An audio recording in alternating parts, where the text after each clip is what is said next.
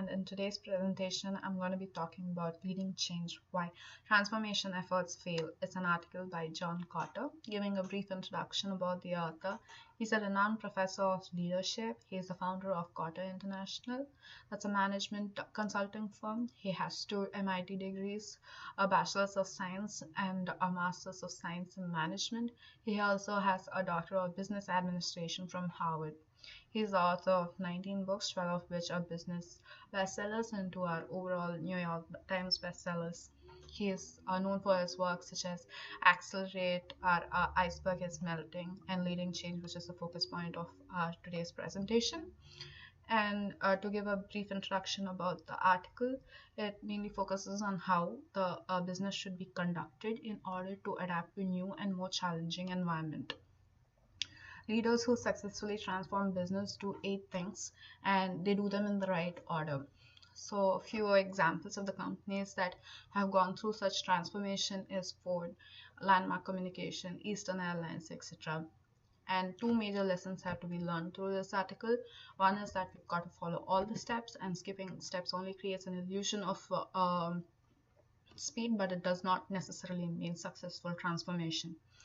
And the second is that critical mistakes in any of the steps will only create a bad impact, and it will slow the momentum down, and it will negate all the other hard-won gains.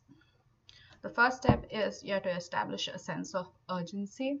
So you got to look into the company's competitive situation and its overall performance.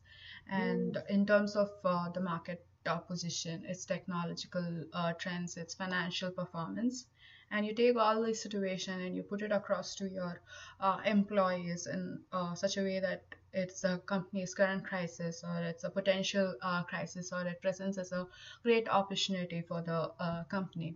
And it is very essential as it motivates all the employees to come together, and the whole process requires aggressive cooperations amongst the employees.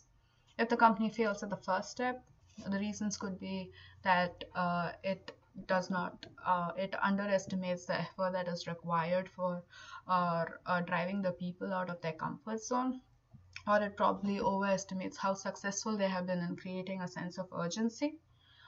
They lack good leaders at the top level management, or probably that they lack patience for driving the people to put in more efforts. Usually what companies does is they present their crisis, or they create a fake crisis that is faced by the company to the employees, and it kind of puts more pressure and a greater sense of urgency with the employees. The second step is you have to form a powerful guiding coalition. So a group of people, they come together and they work on the new task or whatever change transformation, and at the start the coalition will have only 1 or 2 people, and it gradually builds. In a large company it could build up to 20 to 50 people, and the kind of people that are there in this coalition, guiding coalition, are very influential and powerful in terms of their titles, information, expertise, and a reputation. It usually requires a high sense of urgency from the top level management for building a guiding coalition. In addition, someone needs to put them together and make them communicate and trust each other, and usually the companies go out on a retreat for doing this. If you fail at the second step, the consequences are you underestimate the difficulties of producing change, no team effort at the top level, or there's an apparent progress that will eventually fail. The third, you've got to create a vision. Guiding coalition will create only a picture for the near future, but the vision will tell us about what the direction the organization is going in the long term. So the guiding coalition comes up with a vision and a strategy to achieve it after a lot of brainstorming sessions and analytical thinking. The importance of the vision is, like, suppose if you have no vision, then the employees are confused and they have a lot of incompatible projects, or the company's employees they rally together and it inspires change amongst the employees. and it needs to be clear and precise to the point.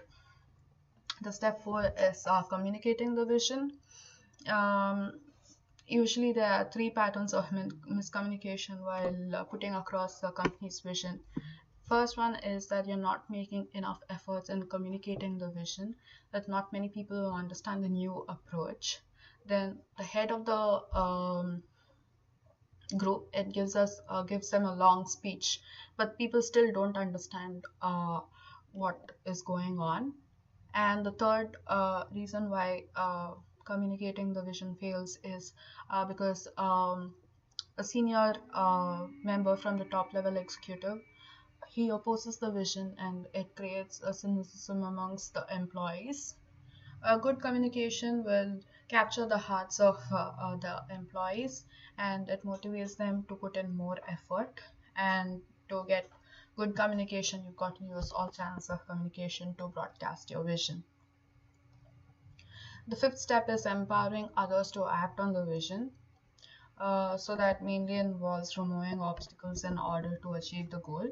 So the obstacles can usually present itself in terms of organizational structure, the person, or pay and compensation. I think this is best understood with an example. So there was this one company where the officer at a large division, he undermined the initiative and thought the company required no change and felt threatened by it. And this was probably because he feared that he could not produce the required margin of profit. Initially, the company did nothing about stopping this resistor. That's probably because people were afraid of him, or the CEO was concerned about losing a talented executive.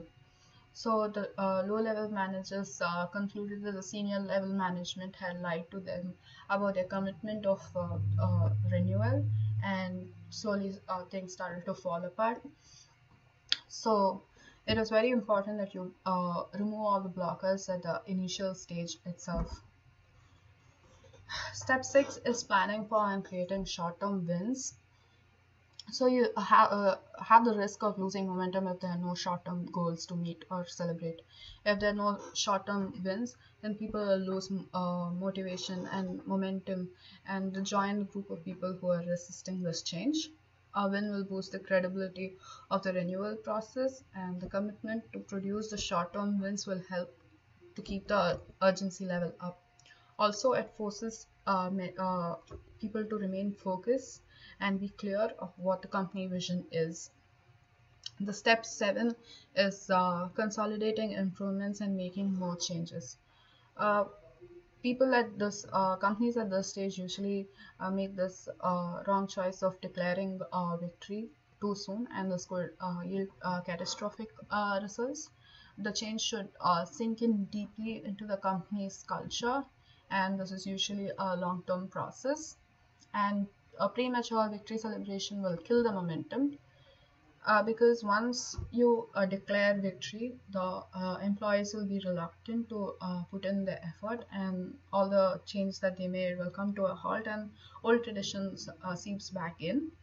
So instead, you've got to use this credibility gained by the short-term win to tackle bigger problems. Systems and structures that are not consistent with the new visions should be changed, and you should include new engineering projects that are even bigger in scope. It is very important to understand that the renewal process usually takes more than just a few years. Step 8, and the final step, is institutionalizing this new approach. As soon as the pressure is removed, all the changes are subject to degradation. Thus, it is important to instill all these changes as a part of the corporate culture. And two factors that are important in institutionalizing these changes are: one, there's a constant effort to show how changes has helped and improved performance, and the next generation of management should follow these new approaches. There are more mistakes that people make, and all these 8 steps may sound simple, but they're more complex in reality. That brings us to the end of our presentation. Thank you.